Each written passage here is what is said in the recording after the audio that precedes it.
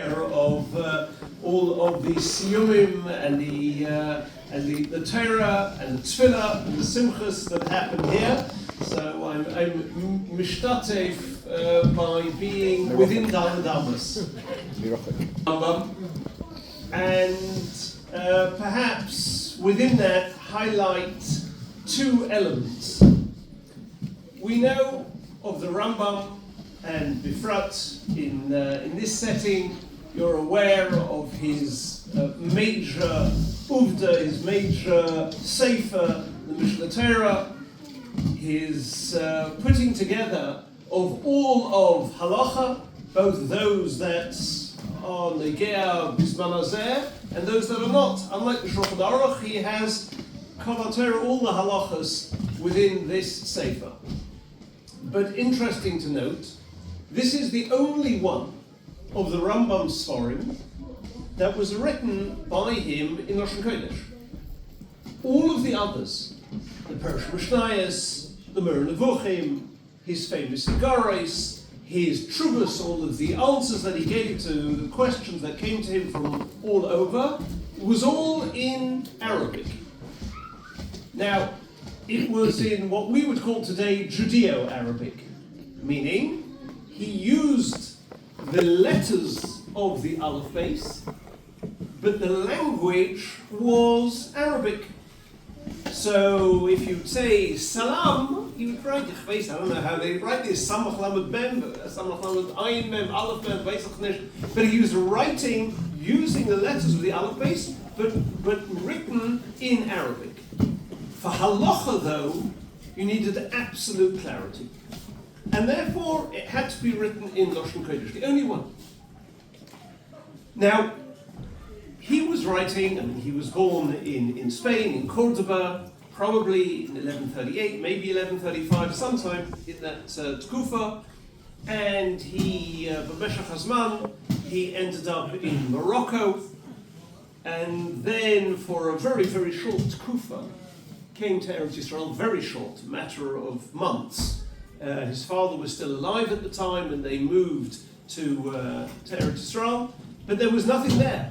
After the Crusades, there was no Yiddishkeit in Yerushalayim. He writes that he went to Hebron, but no Yidden there.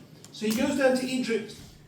He goes down to 1165. He will spend the last 39 years of his life in Egypt. He starts in Alexandria, but Ba'etzem, Be'ika, he is in Cairo. And he dies there, Teves, in 1204, and he is brought to Tveria, whether or after a while. His cave nowadays, as is well known, is in Tveria. So he is writing his Sforim as he goes along. Most of them, this is before the age of publishing, so obviously everything is handwritten and then copied by hand. Most of them are written while he is in Egypt. And they are not accessible to the Yidden of Ashkenaz because they don't read Arabic in Ashkenaz. They don't speak Arabic in Ashkenaz. So here you have, he's got his Hersh Mishnayos, and none of the Rishonim in Germany, in France, in Bohemia, none of the Rishonim can read it. So there is a family in the south of France, in Provençal, France, Marseille and Lunel and around there, around the area Grada where the Ravid lived. The Ravid lived in Postierre, which is very nearby. So there was a family there, the Ibn Tibbon family. And they translated the Rambam's Sforim from Arabic to Lashon Kodesh. And you can imagine that the Rambam had tremendous hakaras hatov to them. They'd never met. Now, this family had also translated Chovis Halavavos. They didn't start with the Rambam, but they were mephits. They as a result, the Rambam Sforim managed to reach Europe. So he had tremendous hakaras hatov. And one of them wrote to him, Rabbi Yehuda ibn Tibbon wrote to him and said he would like to come and spend some time with the Rambam. He is on the Mediterranean coast of France. He'd like to come to Cairo to spend some time. And the Rambam writes back. Now, this letter that the Rambam writes back, the letter was written in 1199, so it is 5 years before the Rambam was nifta. By then, he was in his 60s. And it is written on the 8th of Tishrei, 2 days before Yom Kippur, the day before Erev Yom Kippur. You can imagine the Rambam had things to do during that week. But he felt he has to write back to somebody to whom he is makir tov. And because he writes back, we find out something about the Rambam that is perhaps overlooked. And that is, besides for the unbelievable godless of the Rambam Sforim, and who am I, who are any of us to be, pass judgment on the Rambam? We know. I mean, we just know from the Rishonim and Achronim. But besides for that, is the godless of how he managed to write these Sforim. Because he wasn't living in some, kolam, and sitting and learning all day long and, sending off the manuscript to the publisher to be printed. He had no time. And we see this from the letter. By then, and this had been the case for more than 20 years, he had been the physician to the Sultan in Cairo, Fustat. And this was because his younger brother, he had a younger brother called David, who was 6 years younger, who Be'etzim was supporting the Rambam, and who was a trader in diamonds, in gems, and who was lost at sea. And when this brother died, so the Rambam not only now has to make a parnasa, but has to be mefarnes his brother's almona and children. So he's now having to earn a parnasa for 2 mishpachos. And that's when he becomes a physician in the royal court. And he writes in this letter, basically he starts by saying, I'd love nothing more than spending time with you, but chaval al hazman, don't come here to spend time with me, because you won't be able to. And he describes his day. He says, in the morning, I go off to the Sultan, and I have to look at everybody who has any medical complaints in the court, him and his wives and the government ministers. He says, even if there's no real problem, I am taken up by this all day long. And then I come home. I come home on my donkey, and I dismount from my donkey to find that my hallway is packed with people. Friends and enemies, Jews and non-Jews. And I excuse myself, and I go and I have my only meal of the day. And afterwards, I see them all, one after the other.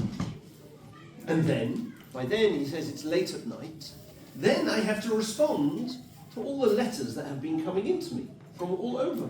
Truvas. The truvas vary in length. There's one truva where, rather very simple question, can an uncle marry their niece? And he says, yes, Moshe.